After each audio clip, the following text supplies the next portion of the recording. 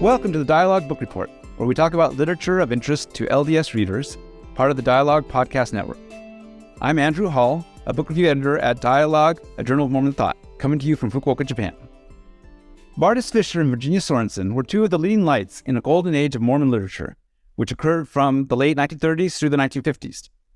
Today I'm joined by two of the leading lights of this generation of Mormon cultural commentators, Stephen Carter and Michael Austin. Even though they are both actively writing and commentating on contemporary issues, they both decided that authors writing 75 or so years ago were worthy of renewed attention today, and wrote biographies and literary critiques about them. Stephen Carter, the author of Virginia Sorensen, pioneering Mormon author, is the editor at Sunstone, a position he has held since 2008, and we'll be talking about some of Sunstone's recent activities later in our discussion. He earned an MFA degree in fiction and a PhD in narrative studies from the University of Alaska Fairbanks, and a Master of Education degree from the Montana State University, Bozeman. He's the author of the essay collection Word of the Night. He co-wrote the iPlates series of Book of Mormon graphic novels, personal favorite, the young adult novel The Hand of Glory, and edited the multi-author anthology Moth Rust, Mormon Encounters with Death. And he regularly publishes personal essays at the Sunstone podcast. Stephen, welcome. Thank you. Michael Austin is the author of Vardis, Fisher, a Mormon novelist. He is the executive vice president for academic affairs at the University of Evansville. He was previously he was previously a professor of English. His many books, including Rereading Job, Understanding the Ancient World's Greatest Poem, and We Must Not Be Enemies, Restoring America's Civic Tradition. He is co-founder and press director at BCC Press, and has won AML awards for religious nonfiction and criticism, and received the AML 2022 Lifetime Achievement Award. Michael, welcome. Thank you. Okay, so we're talking about these two authors, Vardis Fisher and Virginia Sorensen, and some hopefully about Maureen Whipple. I co-edited a collection of her previously unpublished work through BCC Press a couple of years ago, and she's part of that generation, so hopefully they'll all be in there. And so this group is sometimes called the Lost Generation by Mormon commentators like Ed Geary and Gene England, or a Golden Age. Stephen's suggested New Pioneers. Michael, maybe to start with you. Why is this a group that's lumped together? What is it that binds them together? So there was a pretty remarkable flowering of Mormon literature that began in 1939 with Vardis Fisher's Children of God. And then between 1939 and 1942, 7 novels appeared from New York presses that had not overwhelmingly positive, but also not overwhelmingly negative portrayals of Mormons and Mormonism. And then throughout the 1940s, you had about a dozen writers who were Latter-day Saints from the Utah, Idaho area who made some inroads into the New York publishing market. So this includes Vardis Fisher and Virginia Sorensen and Maureen Whipple. It includes Richard Scowcroft. It includes Ardith Keneally. It includes Sam Taylor, Paul Bailey. So you just have a lot of these writers all of a sudden writing fiction about Latter-day Saints and Latter-day Saint culture and the region that the Mormons colonized, and some of it's historical fiction, some of it's contemporary fiction, but none of it is the sort of overwhelmingly positive home literature Nephi Anderson spin, and none of it is the Mormons ass masquerading, wife-stealing, wagon train burning outlaws that you get in the works of Zane Grey and Arthur Conan Doyle and every dive novel about Mormons published in the late 19th century. Steve, why do you call them New Pioneers? It's a good question. So the way that Ed Geary and Richard Craycroft presented the Lost Generation, so-called, these authors were reacting to something. Geary felt that they were reacting to the economic stagnation in rural Utah and felt that it also represented a decline in the church. And so they lost their faith. And Craycroft thought that they were drawn to the culture of the outside world. And then they tried to, quote, persuade the readers that true happiness lies not in the sequestered valleys of the West, but in the cultural capitals of the world. So they were lost to the church. Now, I think that there is truth to both those scenarios, but I think that the Lost Generation writers were also being just as much pioneers as their ancestors were. Because they were writing during a time when Utah was really getting connected with the rest of America. Mormonism was taking huge steps toward assimilating with American culture. First, by renouncing polygamy, and then by sending its young people out to flagship universities so that they could bring knowledge back to Utah. So there was this new frontier opening up, and Mormonism was trying to figure out how to forge an identity in connection with America. And the thing is, it had no idea how to do that. So it had to experiment. The entire church was experimenting with how to do this, and that's what the Lost Generation was doing. They were the first writers to really explore the possibilities and the difficulties inherent with this reconnection. And I think this was especially true of Virginia, because 3 of her novels are specifically about Mormons who went into the wider world and were then returning to Utah.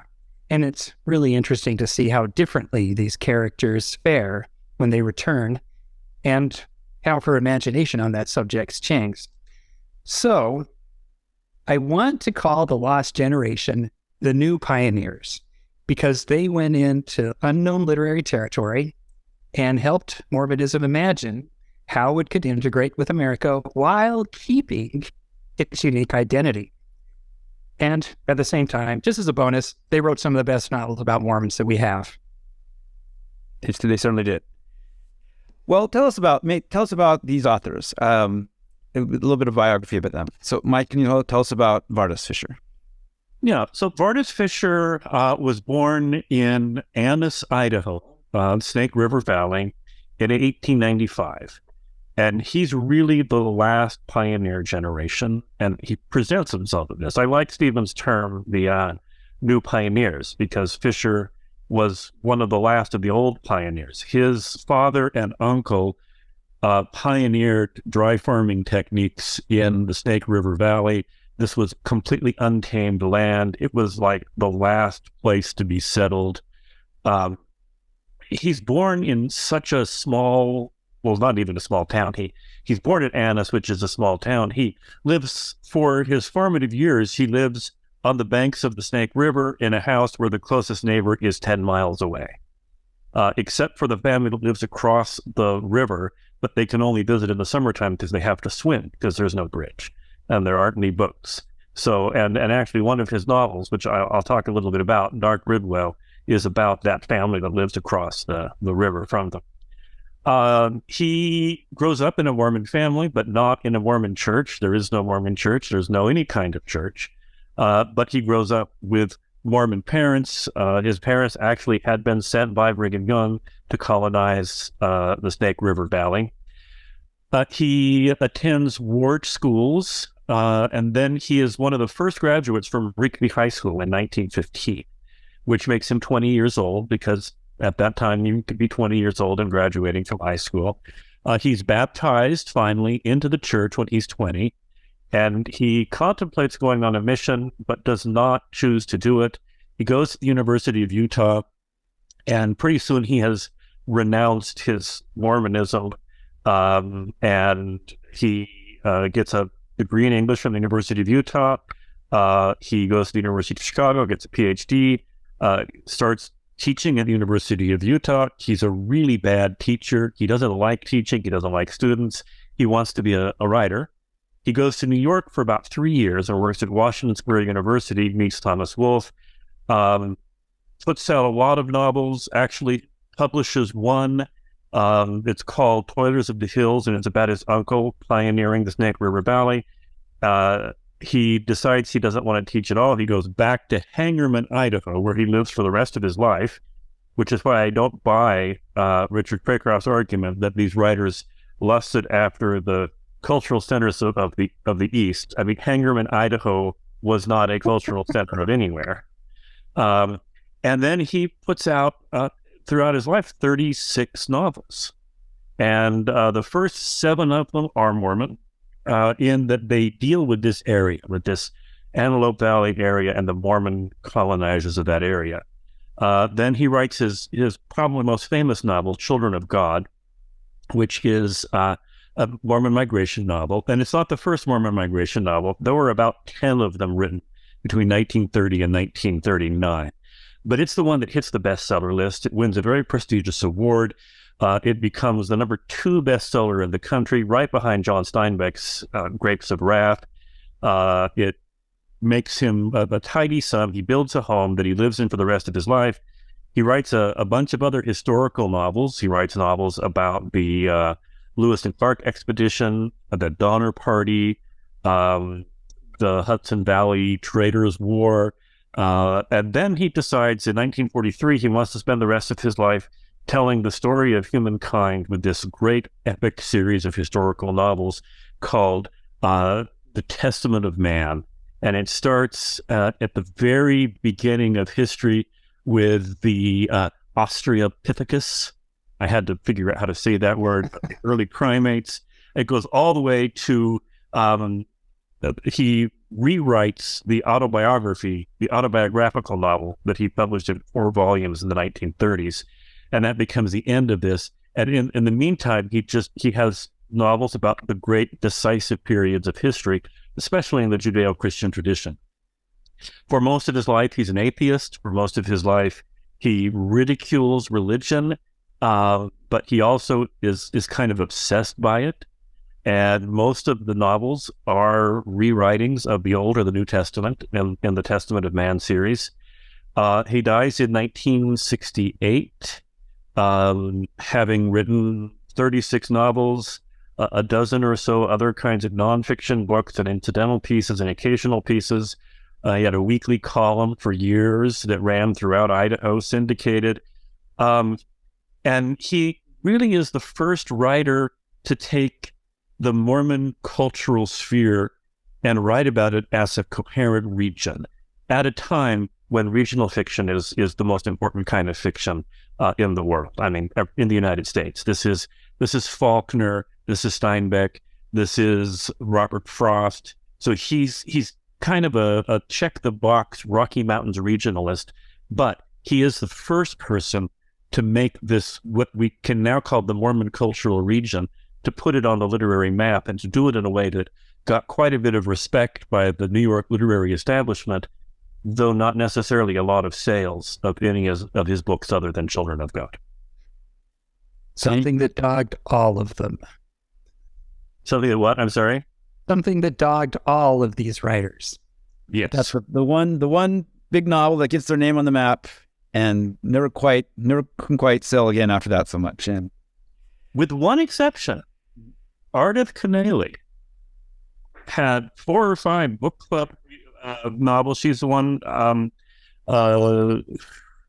just wrote a lot of these sort of Jane Austen-y type novels about Brigham Young and his wives, and she actually did really, really well. Well, look into those. Now, Virginia Sorensen, of course, she does have the one big novel about Mormons at first, but then she has this second career as a children's author. So she certainly does have other claims to fame out there. So, Stephen, tell us about Virginia. Well, let me connect her with Vardis Fisher really quick with probably... So when she put out On This Star, that was the second book that she put out, Vardis Fisher reviewed it, and he said, on the cover, it said that she studied creative writing at Stanford.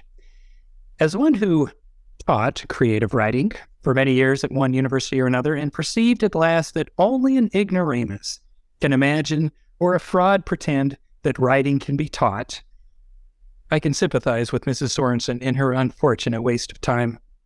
I don't know why she allowed her publisher to print such a damning revelation. When she forgets what she was taught at Stanford, she will write better books than this one. Not a lot of love lost between those two, I suppose. Well, not a lot of love. It sounded like Fisher hated teaching and got out of university as soon as he could. So anyway, Virginia was born in 1912 in, where was she born? American Fork? No, Provo.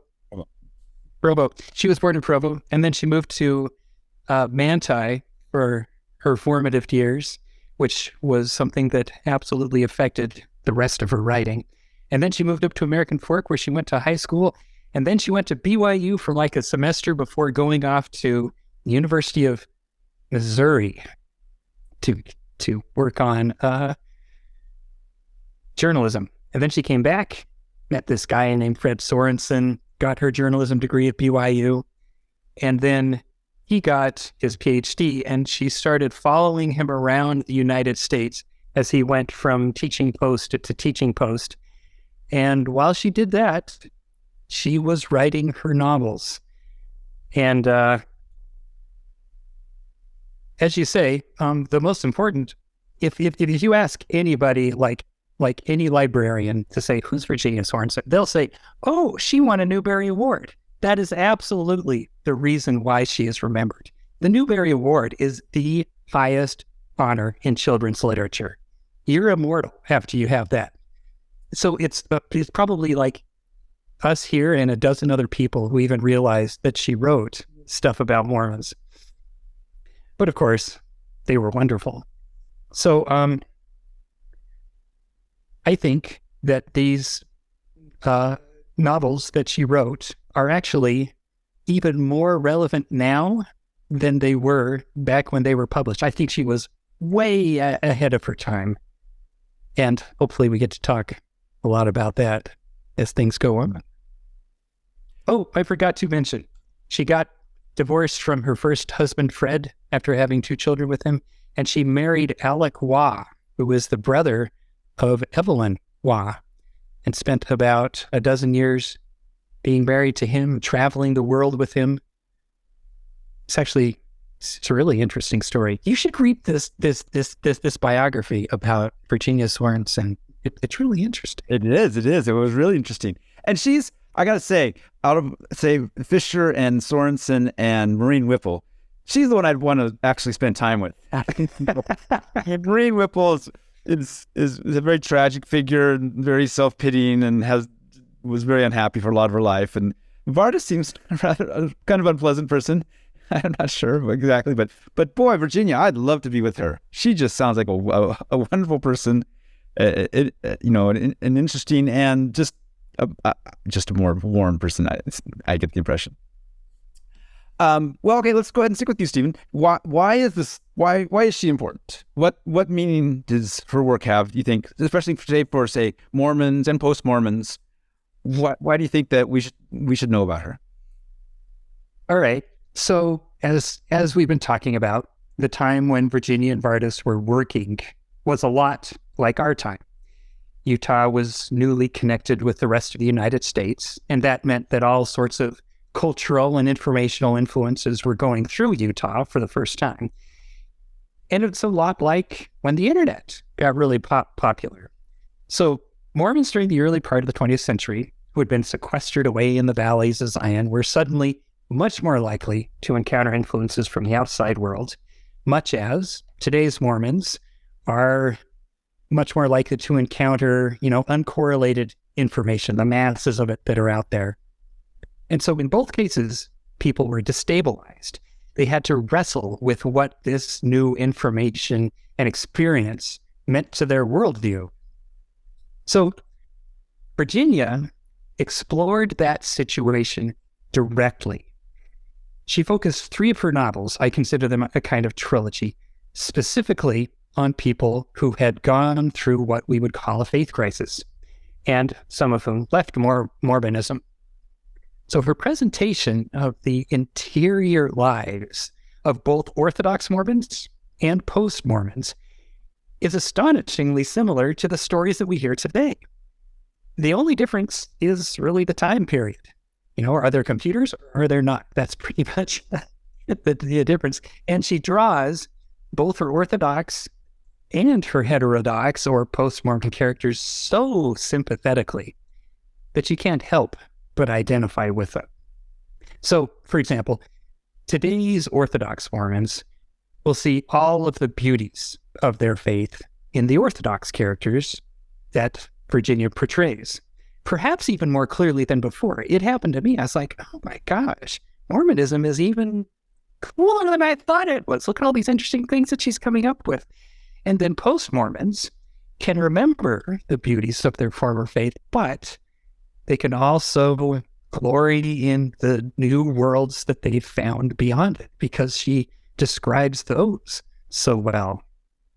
And so, and then the Orthodox Mormons who read about the post-Mormon characters get a sense of the honesty by which they came across their particular experiences.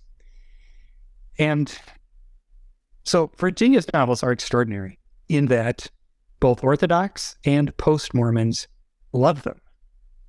That's amazing, because they are both so fully presented. So that's why I think she could just burst onto the scene if people read novels anymore.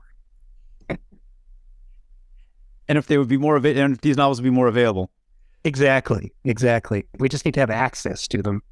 And maybe we can mention now here, so Signature republished 3 of probably, I'm now hearing from you about the other ones. I'm not quite so convinced anymore that these are the 3 most important. But anyways, 3 of her key Mormon novels were republished by Signature in the 1990s. Very nice editions. And now they're coming out with ebooks of them. Mm-hmm. Yep. Which ones are those? You're right. It's A Little Lower Than the Angels, which is her first novel, the one that broke her onto the scene. And The Evening and the Morning, which is just an extraordinary book. And then Where Nothing Is Long Ago, which is a collection of short stories, which are beautiful little gems. And the other ones, we're going to hopefully talk about some. You just have to search for them. Hopefully your public library has a copy, but yeah. Unlikely. Mm-hmm. Well, okay. Mike, how about you? Why do you think Vardis Fisher is valuable for us to talk about today? So Vardis Fisher was probably the inverse of Virginia Sorensen in some of the ways that Stephen says, because both Orthodox Mormons and post-Mormons, heterodox Mormons, hate Vardis Fisher. He managed to offend almost everybody. Orthodox Mormons completely ignored Children of God and just detested the gritty naturalism of his novels. Whereas most anti-Mormons, or most people who had problems with the church, which is a whole lot of people in 1928, saw him as an apologist and thought he was too soft and thought he was too easy on the Mormons. So he managed to offend pretty much everybody. But he did this was sort of his thing. He was a controversialist. He liked defending both sides. He bragged about the fact that he was criticized for both being too hard and too soft on the Mormons. That was a point of pride for him. I think there are 2 reasons that I have for a very long time thought that the Mormon literary canon building just has to start with Vardis Fisher. He did 2 things that I think are crucial.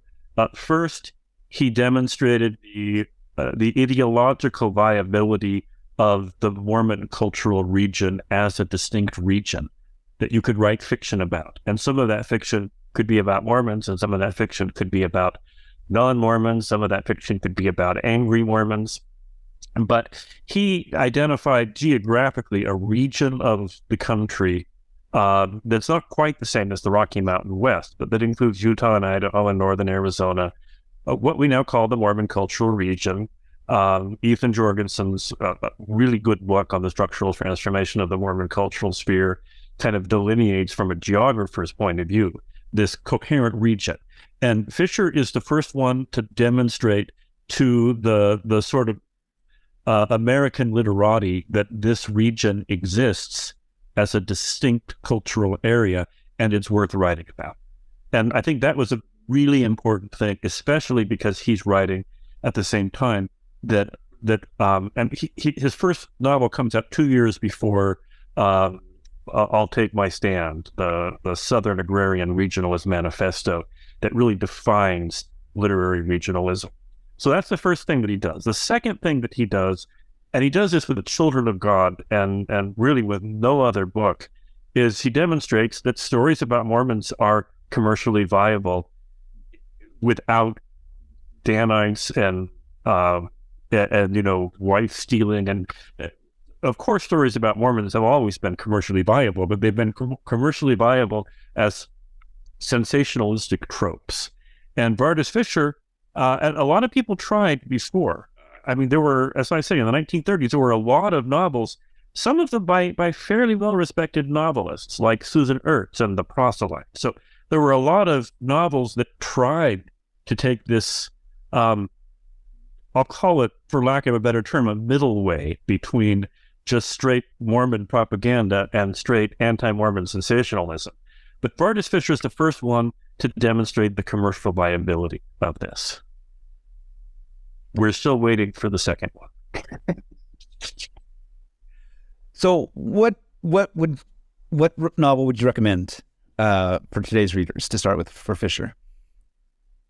So Children of God is the one that people are going to gravitate towards, or his very last novel called Mountain Man, which became a bestseller posthumously when Robert Redford bought the rights to make Jeremiah Johnson.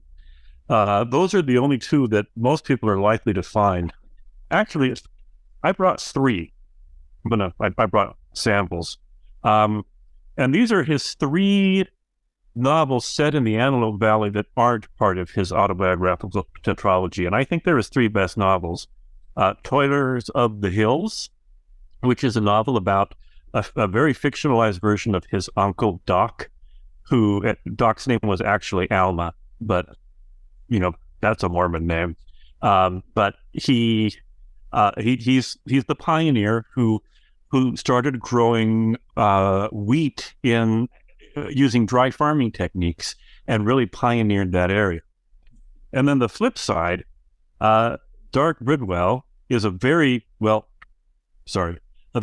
dark book about the Bridwell family who lived across the river from the Vardis Fisher family stand-ins here.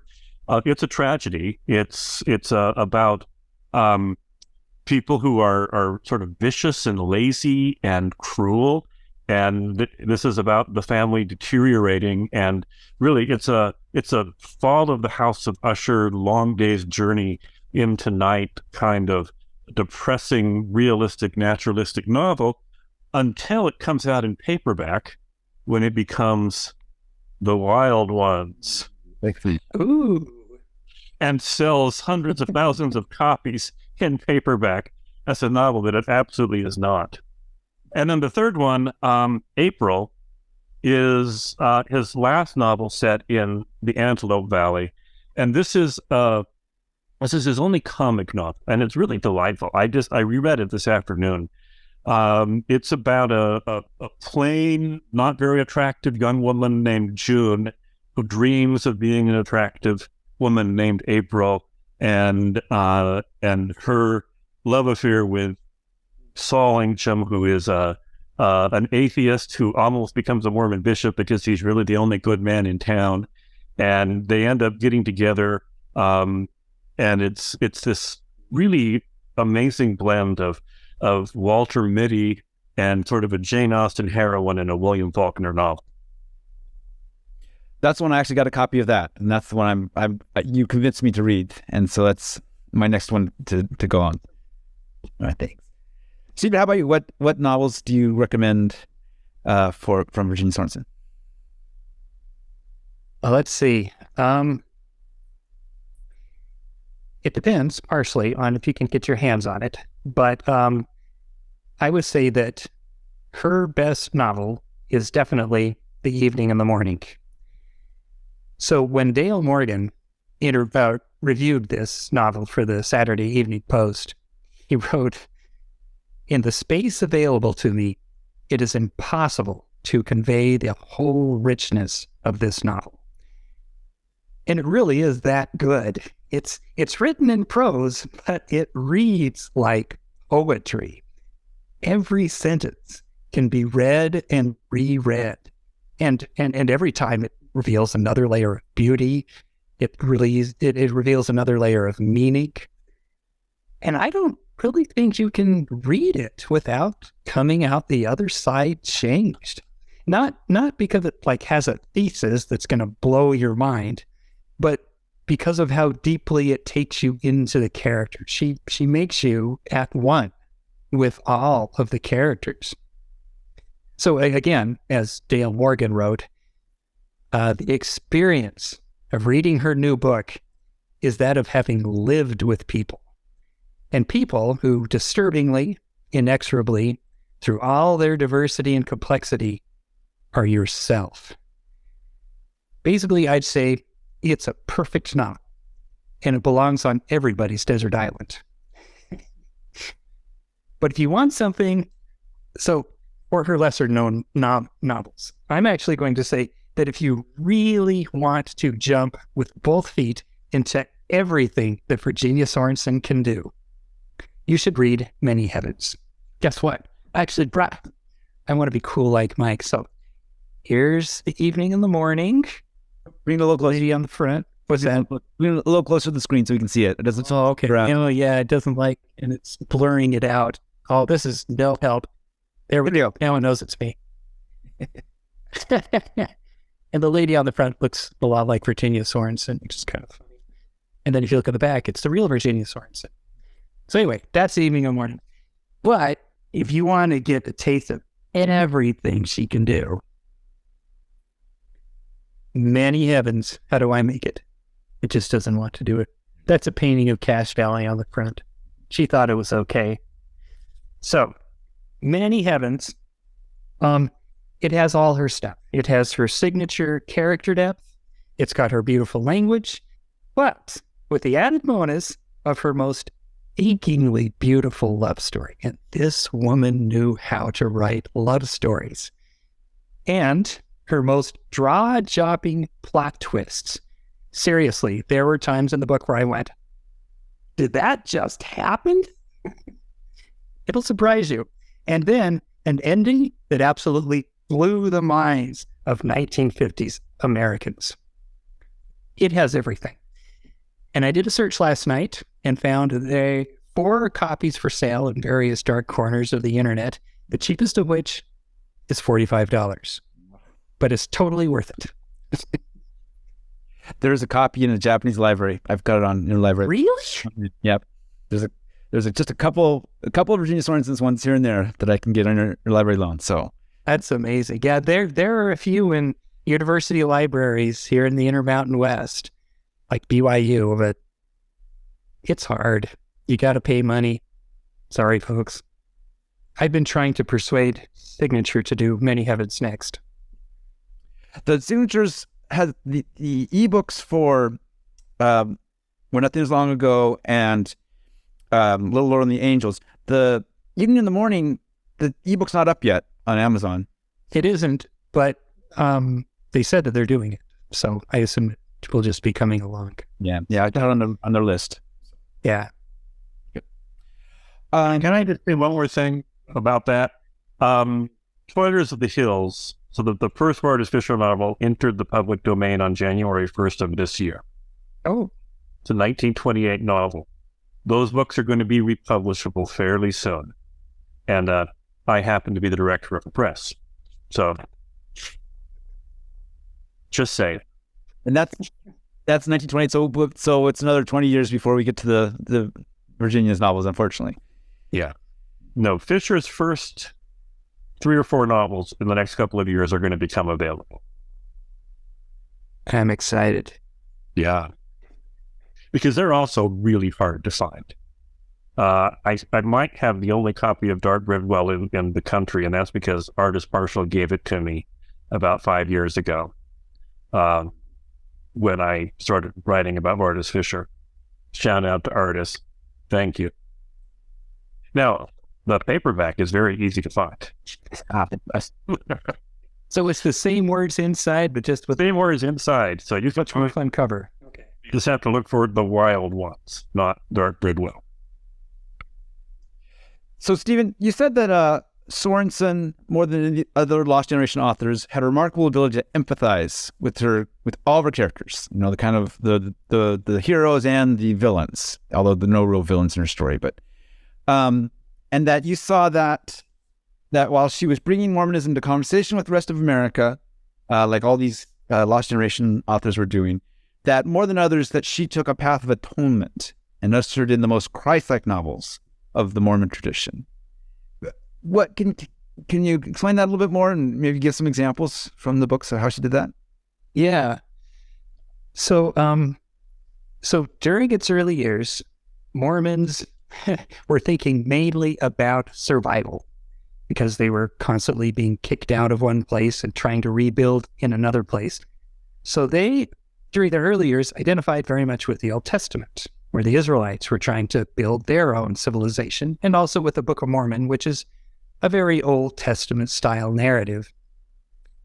Because in both of these books, God makes promises, and the people either obey to their benefit or they disobey to their destruction.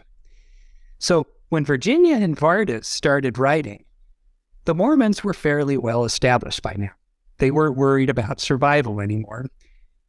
Now they were worried about their identity, now that they had to interact with the rest of the world. So Virginia was interesting in that she broke with the Old Testament Book of Mormon style of storytelling.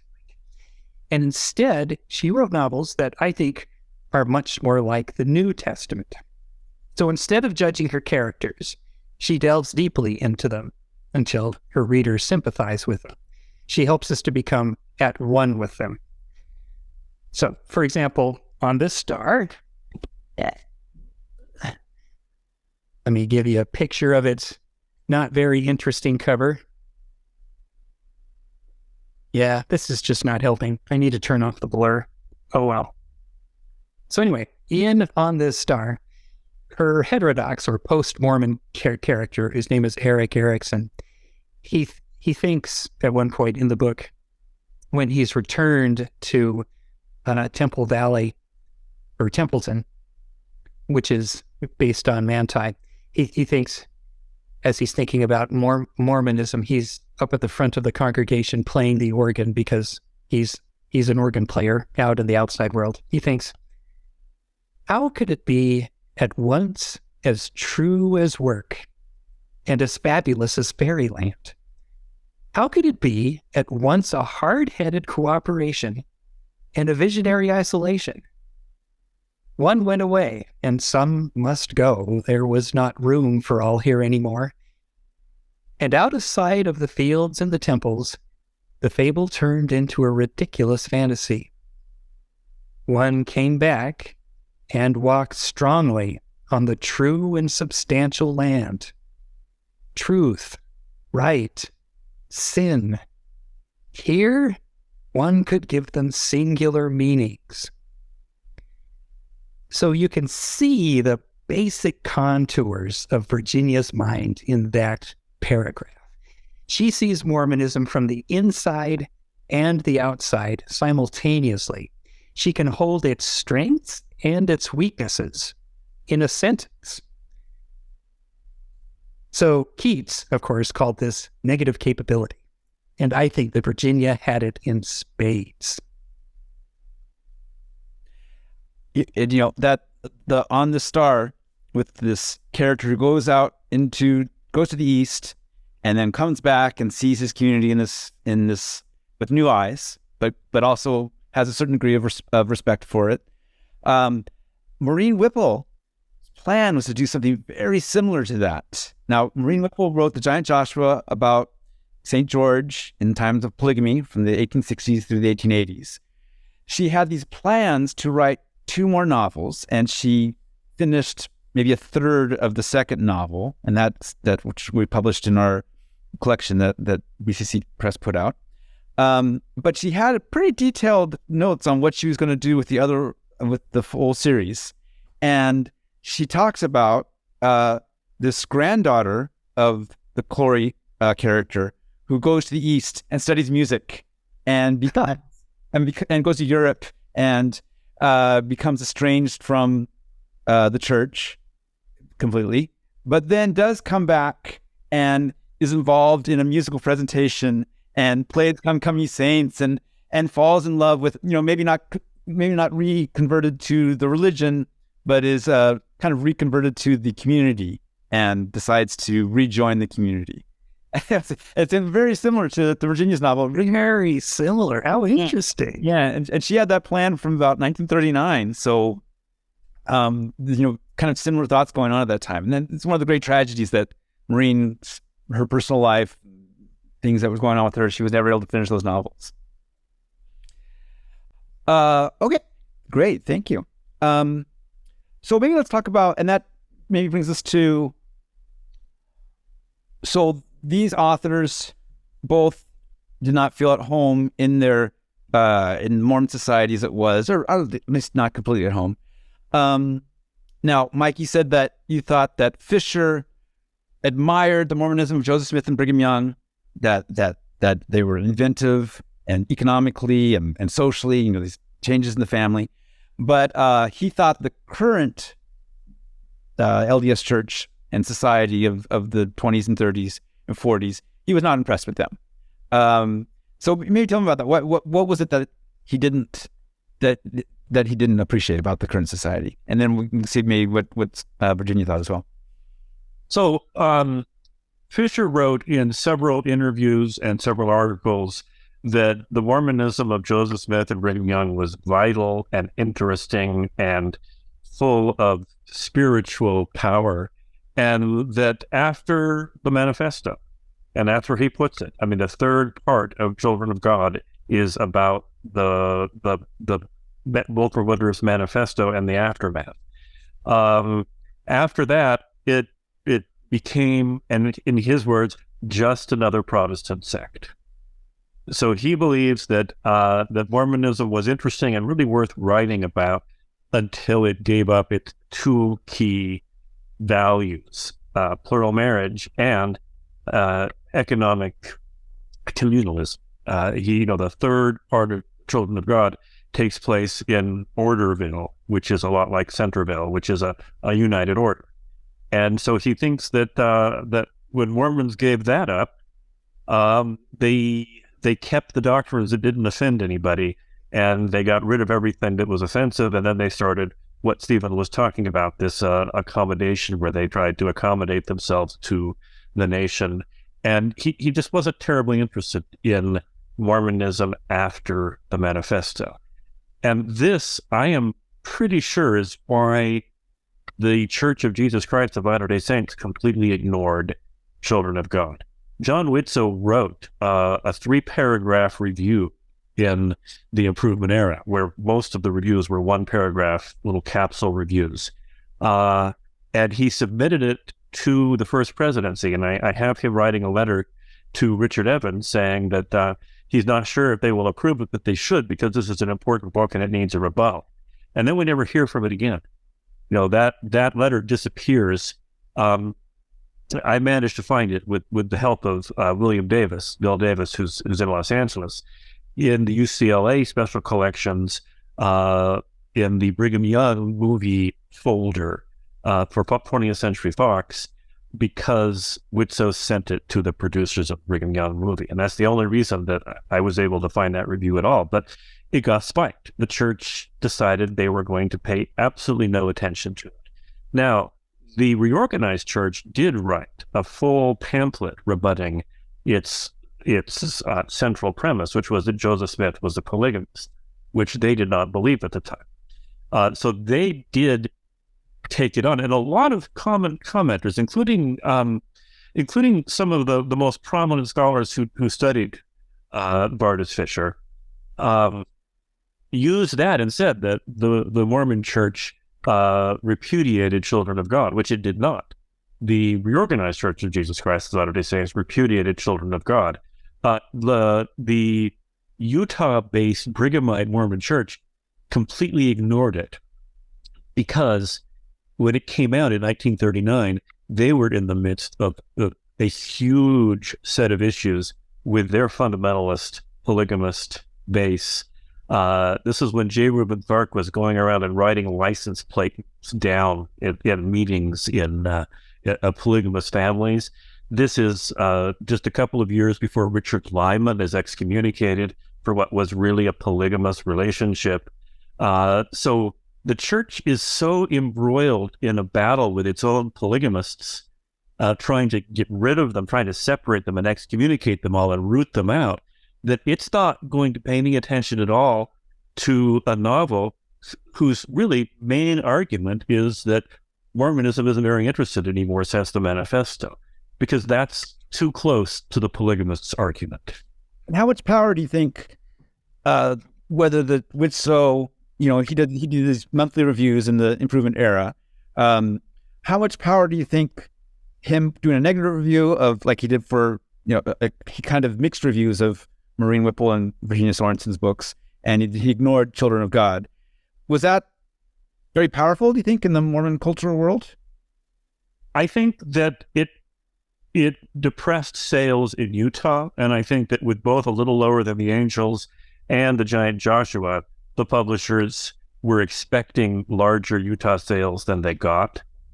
And I think that's why those books didn't do as well as they should have done. Both of those books sold the copies that they were projected to sell outside of Utah, but they dramatically underperformed in Utah. And I think that has a lot to do with Widtsoe's one-paragraph capsule review. Now, Children of God was a different story because that was never going to sell in Utah. It wasn't designed to sell in Utah. It had a front-page endorsement on the New York Times. So the Times Book Review ran a front-page story about it. It sold what it needed to sell, and the publishers never figured that it would sell in Utah. So yes, I think that the reviews in the Improvement era, Widtsoe was very much a literary kingmaker at this time. He took Paul Bailey's book, For This My Glory, and turned it into a bestseller by promoting it in the Improvement era. And that was sort of a more faithful rebuttal to Children of God. So I think that those reviews, they told Mormons whether or not it was okay to read this book.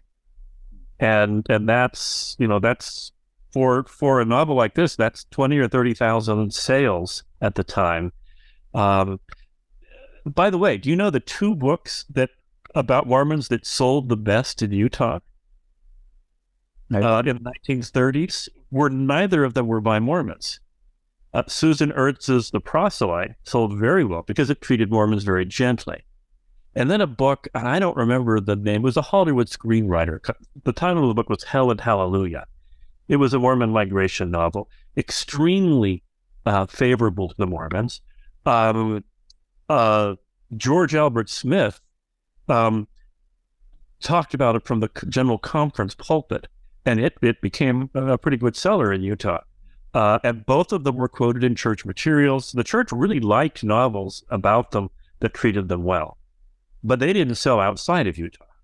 Those novels didn't make any kinds of sales inroads with the rest of the world because they were seen as just too fawning and favorable of the Mormons. So yeah. How long did they keep up that tradition of doing book reviews in the Improvement era? I think they had book reviews of some sort until the Improvement era went the way of all correlation in 1970. But I think that really Widtsoe was the one who did the bulk of those. And I think when he died, that they got a lot. They reduced the number of those reviews. It was called On the Bookshelf. And okay, great. So Stephen, tell us about how was Virginia received in Mormon cultural capitals of Utah in that area? Yes, she got a very lukewarm review for A Little Lower Than the Angels from Widtsoe. Although at the end he said she has undoubted literary talent. There's much to be expected from her, but I don't think he ever reviewed another book from her. But it's true that the Mormon community generally has never fully accepted or celebrated Virginia's books. And at first, it was because, as I said earlier, her stories didn't fit the Old Testament Book of Mormon home literature mold. But then her books went out of print, and so we never really had a chance to re-encounter her. So even when Mormon scholars tried to reintroduce her, like in the early 80s, and then when her stuff came out again in the late 90s, there just wasn't a really good way to get everyone copies of her books so that she could be widely read. So that's what's so exciting about today. We have ebooks. Everybody can get a chance to read these marvelous novels. And that was actually the goal of my biography, is to get people excited about her. And I've already had a little bit of success because Signature did decide to put out these 3 books in ebook form. And it was because I wrote this and they said, hey, we should ride this wave, right? So I have my fingers crossed that she'll finally get the Mormon readership that she deserves. So I've read Little Lord of the Angels and Where Nothing Is Long Ago so far, and Plain Girl, one of her children's novels. And I just love them all so much. And just the things that you said, it all reverberated with me so much. And I was so impressed by her writing. I don't know why I put off so long reading her things. So again, thank you for introducing me to her. So we mentioned, like I said, that these Mormon scholars had kind of reintroduced Whipple and Sorensen, especially, as holding them up as good examples. So Mary Bradford did this research on Sorensen I guess from the 50s she started doing it, but and she was an editor of Dialogue in the late 70s, early 80s. Yeah, and so she had quite a bit with her and had an interview with her in the Dialogue. And Gene England was talking about her and Whipple a lot. They don't seem to have really been as excited about Children of God. Well, Leonard Arrington was very excited about Children of God, wrote a paper about Vardis Fisher's Mormon roots, and then Fisher's widow, Opal Laurel Holmes, sued him in the church and wrote all of these letters saying, Vardis Fisher was not a Mormon. How dare you accuse him of being a Mormon? You never liked him before. And so people, while Opal was alive, people were afraid to talk about Vardis Fisher because they would get attacked. They would get letter writing campaigns by this increasingly aggressive widow who really thought that her husband was going to become a major writer, and she didn't want anything as tawdry as Mormonism sullying his good name. Now, the great irony is that if anyone is ever going to remember Vardis Fisher, it's going to be the Mormons. There's just nobody else has shown interest in Fisher in the last 40 or 50 years. But at the time, because she was quite a bit younger than he was, so she lived until, I think, the mid-1980s. So in the 70s, anyone connected with Mormonism who wrote anything about Vardis Fisher got letters. She wrote letters to Spencer W. Kimball saying, please discipline Leonard Arrington for saying this. She republished some of his books with this, Vardis Fisher is not a Mormon. So there were other circumstances that prevented Fisher from really being part of this reclamation project. Now, so it seems like there's kind of a feeling that great Mormon literature needs to come from people on the margins, and that this marginality is efficacious for insight and opportunity to write good fiction, and usually defined as kind of church membership, or are you within acceptable ideas of what it is to be Mormon? Now,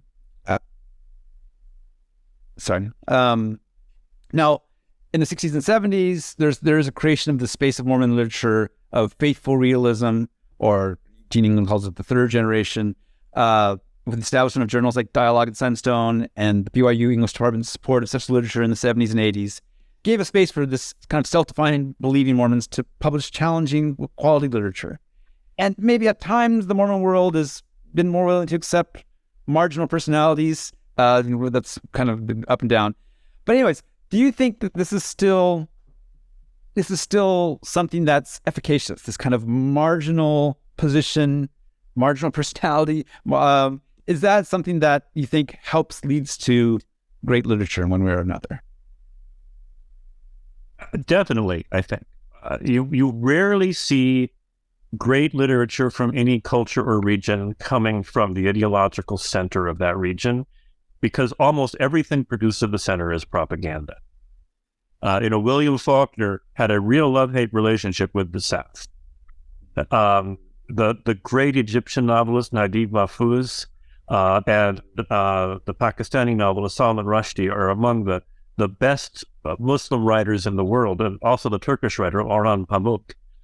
None of them have a very comfortable relationship with Islam.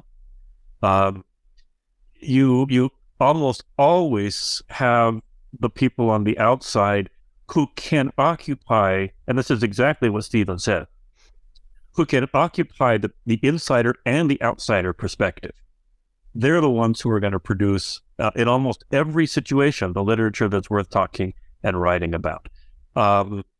Anyone who's on the outside completely can never sympathize with the people on the inside. Anyone who's completely on the inside cannot get outside of the culture enough to see it the way that other people see it. And I think that's why in most religions, most communities, most regions, most countries, the enduring literature always comes from people on the margins, because they're the ones that can inhabit the multiple perspectives that are required, I think, for a novel or a work of poetry or drama to really be great. Yeah, the reason it is true is just because of the way dramatic structure works. The effect is dramatic structure works on conflict. And if there isn't conflict, then there isn't drama. And drama is the thing that compels the human brain.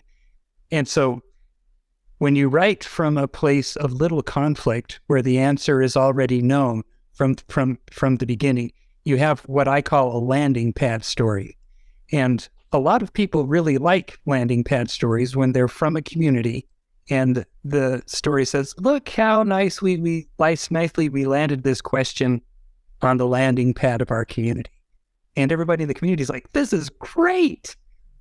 But if you want to make something that will do something more, you have to make what I call a launching pad story, which means you have to stretch the conflict very tight, because that's the only way. It's like a rubber band, right? That's the only way you can get anything to go anywhere, is it's got to be stretched tight so that it can launch you. And it's the power of the launch itself that makes a great piece of literature, not where it lands. If people find themselves going places that they've never gone before, and thinking things and feeling things that they haven't felt before, that is a good story. Not with them coming to the end and saying, and thus we see that. So, can a believing Mormon write great literature, do you think? I think the believing Mormon can write great literature. Probably not about Mormonism. And we've seen that happen in genre literature, right? Because we've got people like Stephanie Meyer and Orson Scott Card and Brandon Sanderson, who indeed have had huge followings and have not written about Mormonism for the things that they wrote about. You can feel the Mormonism in the background, but they found another value to hold on to, and so that they can make that launch happen. But it isn't in Mormonism. It has to be somewhere else, because the tension has to be there. There has to be tension. There's no way around it. Well, I hope for my Mormon friends that kind of marginality, that kind of tension can still be found maybe in other ways, in other directions. Like, so Stephen Peck is a very interesting character who I think does great literature. And who, for all appears to be, happy in being a Mormon, but can do that kind of thing. So hopefully it's not, I think at this time, in the Lost Generation times, it was kind of this marginality. If you're kind of marginal in some way, it was kind of natural for you to leave the church or not. Hopefully now there's enough space where people can take their own interesting ideas and unique twists on things, and still have their faith be, what they want their faith to be. And you're absolutely right about Stephen Peck. Stephen Peck writes wonderful things, and he absolutely draws his tensions from all over the freaking place. It's not just drawn for Mormonism. That's why he succeeds. Speaking as Steve's publisher, I've got to get that in there. He does a marvelous job writing tension-filled stories about Mormonism and being on the inside of Mormonism. I do not think that most members of the Church of Jesus Christ of Latter-day Saints would find his fiction inspiring. It's not propagandistic, and I think that that most people in the center of the culture are looking for something else. I mean, I think the kind of challenges that Steve gives his reader are going to be challenges that are embraced by people who are on the edges, on the fringes, not all the way out, but at least towards the edge. And I think that that's where literature happens. I have a collection of short fiction that I edited, called The Path and the Gate, which will be coming out from Signature in later 2023, which Stephen edited for me. Thank you, Stephen. And I think it has a lot of great literature. It's a mixture of Mormon and post-Mormon authors. And Stephen Peck has a story in there. William Morris has a story in there. I think there's quite a few authors that can do, really great, interesting things. Again, where they're drawing from all over the place. Okay, Stephen, tell us a little bit about Virginia and children's literature. I was really interested in this discussion of how she uses children's lantern consciousness as opposed to adult spotlight consciousness. I'd never heard that before. Can you tell us about that? Yeah, it was pretty interesting to write about Virginia, because, especially about her children's literature career, because there is almost zero about it out in the world. Almost nobody has written about her children's literature. It's bizarre. So I got to kind of be a pioneer myself. It was kind of disconcerting, to tell you the truth. Like, I must be missing something here. What's going on? But this is the interesting thing about Virginia and children's literature. Most children's literature is about how children become adults. If you think about the big sellers like Harry Potter, like the Mockingjay, like the Hunger Games, those are the big ones. You read about how children become adults through encountering these gigantic difficulties and overcoming them through hook and crook. That's the way most children's literature goes. That's what we expect. But Virginia did something utterly different. And it's weird when you first go in there. You're like, what is going on?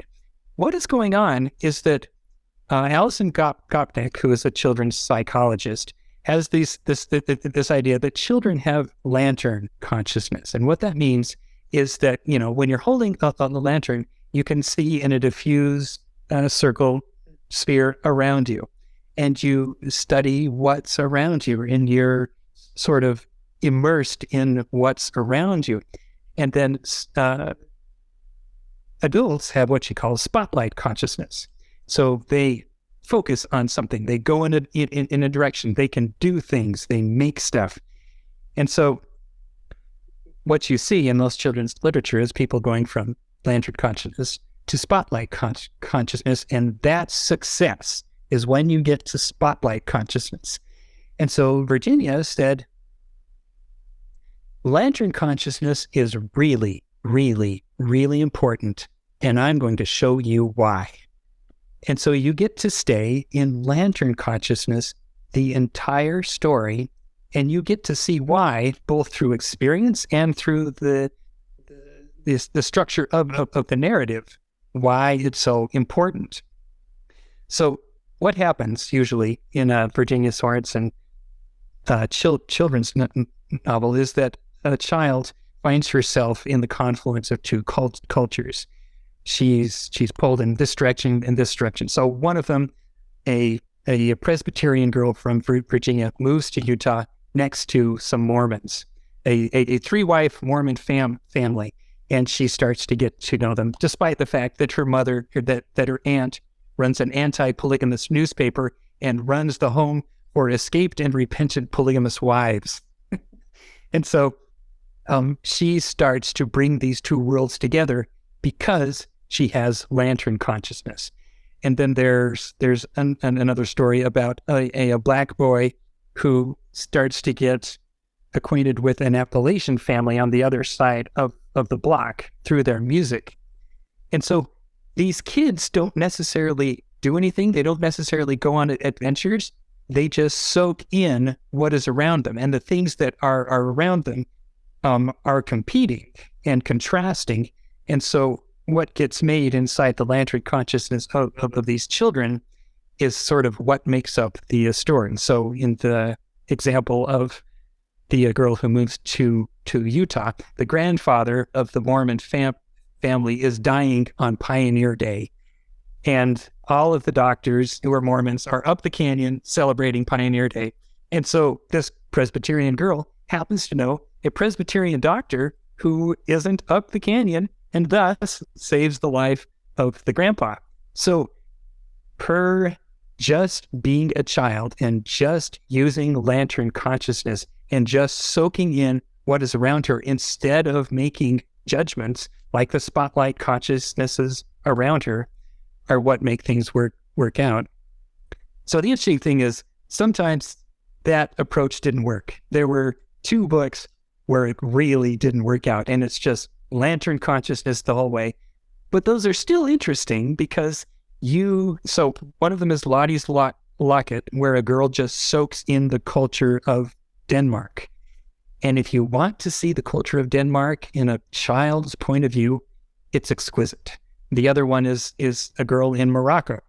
And again, you get to see Morocco through child's eyes and a lantern consciousness, and it's fascinating, but they just don't have stories, and they're not very interesting.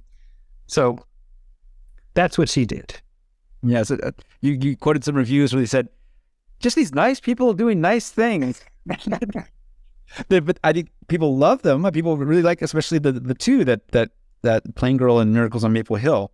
But yeah, not these driving hero's journey stories. Well, okay, let's go back to this. Well, okay, here's my question for you. How would you compare, we'll get a little personal here, your own journey as an author and commentator on Mormon society with these lost generation authors? Stephen, can we start with you? Sure. So, first of all, I need to establish that I'm not nearly as talented as any of these people, so I won't compare myself to them in that way at all. But you're also right that, as we've mentioned, we are living through a very similar period to the one that they were inhabiting. They were from a generation where the Mormon world changed physically, and we're from a generation where Mormonism changed informationally. So, I was in college when I got my first email address, and the internet just got bigger from there. And I've been involved with Sunstone for 15 years now. Blogs were just getting going when I started here, and Twitter was only 2 years old. So both generations had to rethink their worldview from the ground up.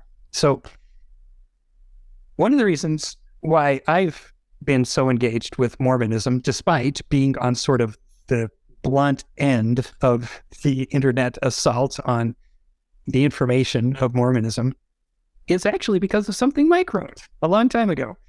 I don't remember what it was called. I don't remember where it was published, but it was something about how he had been enjoying a lot of ethnic literature, and he was wishing that he belonged to an interesting ethnic group too. And then he realized that he did. That was the talk I gave at UVU, the Eugene England lecture in 2000, I think. Was it that? So I was actually personally present for there because I was working for Gene. You were there as like the research assistant. Yeah, I was his research assistant. So apparently I heard this with my own ears. Because at the time, I was the chair of an English department in West Virginia that had an Appalachian literature program. Oh, yeah. And yeah.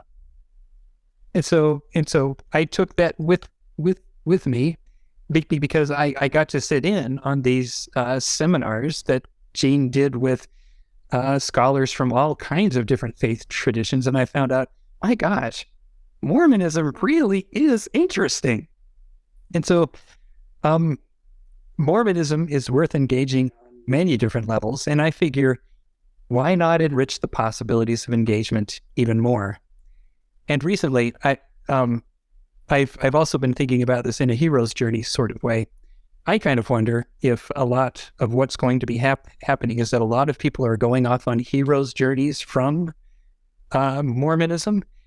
And the interesting thing about the hero's journey is that the way that you know your hero's journey is over is that you get healed.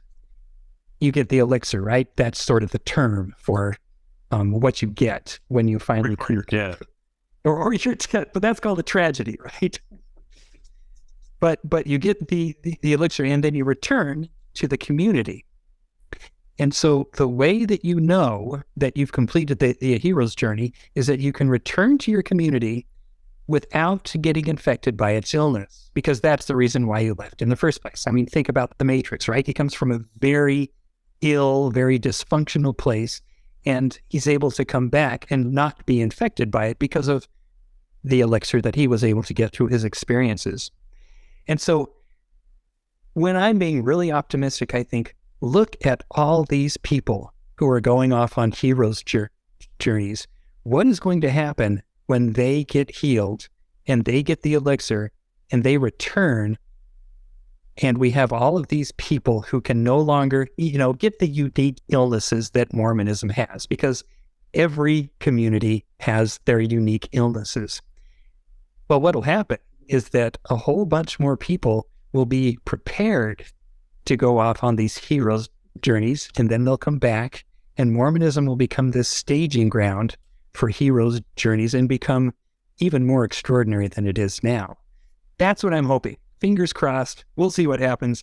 A lot of people think I'm way too optimistic. I love your essays that you've been doing lately on podcasts, before that in print and Sunstone. I love the way that you help refigure my view of people in their various times in their journey. And again, like Virginia, you're so empathetic to people in all their different various situations. So thank you for all those. Mike, how about you? How do you compare yourself to these authors, or how? So I was thinking a lot about how I compare myself to Vardis Fisher, and in many ways, not at all. I think we're very, very different people. But there's a core that I really understand what Vardis Fisher is doing, I think, because I'm doing the same thing. And that is, he's somebody who wanted to get away from Mormonism and be a great writer. And he was continually drawn back to Mormonism because he couldn't understand himself without engaging with his faith tradition. He even when he was writing about other things, like I brought this one, this is my favorite of his Testament of Man series, The Island of the Innocent, which is about the Maccabean revolt, but it's also about how somebody interacts with a faith tradition that people he loves belongs to. This is about a Jewish philosopher who marries a Jew during the Maccabean rebellion, and he becomes Jewish, or he converts out of love for her. He's trying to understand everything he writes. He's trying to understand himself, and he can't understand himself without understanding Mormonism. And I think that's really where I am too. I didn't go into Mormon literature as a graduate student. I went into the British 18th century, and I spent a lot of years writing articles about Defoe and Milton and Bunyan and Richardson, that group of writers, but I kept being drawn back. And I do an essay here, or I do something here, or give a talk there. I kept being drawn back to my own faith tradition because I didn't understand it well enough to understand myself. And I think that's what I still do. I'm still trying to grapple with this big thing called Mormonism because it's so much a part of me that as much as I try, and this is where I feel like Vardis Fisher, as much as he tried to get away from Mormonism, he never could. It always dominated his writing. And I think that I have come to accept the fact that I'm the same way. As much as I would love to go out and be an academic who writes about all kinds of things that have nothing to do with Mormonism, everything I write seems to come back to my own faith tradition. And so I pretty much have come to the conclusion that I might as well just embrace that, because it's going to happen no matter how hard I try not to. And you write a lot about scriptures. You do a lot of commentary, and there's a book about Job, and on the BCC Press, or not BCC Press, on the By Common Consent blog, you do a lot of writing on what we're doing in the Come Follow Me scriptures that time. What's the draw there? Why are you so interested in? So I'm also enough of an academic that I can't really study something unless I produce something. Like if I'm going to study the scriptures, I have to write something about them, because it seems alien to me to spend a lot of time reading about something or studying about something and not have something that I produce at the end of it. That's the publication. So the book, Buried Treasures, which was a collection of my blog posts from 2016, that was just my daily scripture reading with an end product every week. It was just a paper I turned in at the end of class, because I couldn't effectively study unless I did that. And I'm doing the same thing with the New Testament this year. I haven't announced it quite as much, but every week I'm reading it and really spending some time studying the Come Follow Me scripture, and then I'm producing a paper, because that's just who I am. I read stuff and then I write about it. So unless I have that end point, I don't feel a motivation to study. I don't feel a motivation to read. And so I have to give myself homework. And people on the blog just have to suffer through it or keep on scrolling. But that's how I relate to myself, is I produce something for some kind of audience. Well, you're my go-to person for scriptural analysis. I just recently gave a talk in my ward about the Sermon on the Mount, and definitely your posts on that were my key resource for that. So thank you so much for that. Hey, Stephen, tell us about Sunstone. You've been there. You're definitely the longest tenured editor ever at Sunstone. Not quite. Albert was there for 18 years, but I am creeping up on him. Really? Okay. He was there a long time. He was. So it's gone through a lot of changes in the last decade, as all magazines have. So tell us about that, and tell us about the changes, and what's going on these days at Sunstone. Yeah, well, I guess for anyone who has no idea what Sunstone is, we've been publishing a magazine since 1974, and we've been holding conferences since 1979. We've gone through various levels of how often we publish, just depending on money, mostly money. But at the moment, after we survived the COVID pandemic, that was a hard hit on us, since most of our money comes from our events, and suddenly we couldn't have any for a long time. Right now, we're kind of doing what the MHA does, and we publish a magazine yearly, and we hold our conferences in the US and the UK. In fact, our call for papers for the Salt Lake Summer Symposium is up right now. That's at sunstone.org, and of course, I would love both of you to come. In fact, Mike actually sold out of BBC or BCC titles at the last one. It was great. So in addition to those things, we really got into putting out podcasts, and I'm in charge of the Sunstone podcast, which is largely a collection of our best symposium sessions. In fact, our latest episode was a fascinating talk given by the former dialogue editor, Linda King Newell, about how she and Balleen Tippett wrote Mormon Enigma. And then Lindsay Hansen Park is in charge of the Sunstone Mormon History podcast, which is great fun. You did. So that's essentially what's going on at Sunstone at the moment. Okay, great. Well, is there anything that you wanted to say that you weren't able to say in our discussion? I wanted to say thank you for bringing me on. I kind of feel like someone walking among giants, being with you two. Thank you. I'm so glad to have you. Again, both of your work has meant so much to me. Since got to know you first on AML list, I think, in the late 90s. Looking at around time ago. That's right. Thank you so much, Michael and Stephen, for joining me and talking about these authors that I love. I'm so excited to get the word out about their works and hope that more people read them. Hopefully, now again, as Stephen said, with ebooks, more of these books will become available in the near future.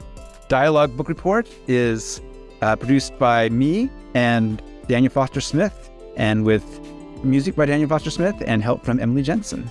And I hope that you all continue to listen to all the various great podcasts that Dialogue and Sunstone put out. Thank you. Thank you. Thank you, Stephen. Thank you, Andrew. It was a lot of fun.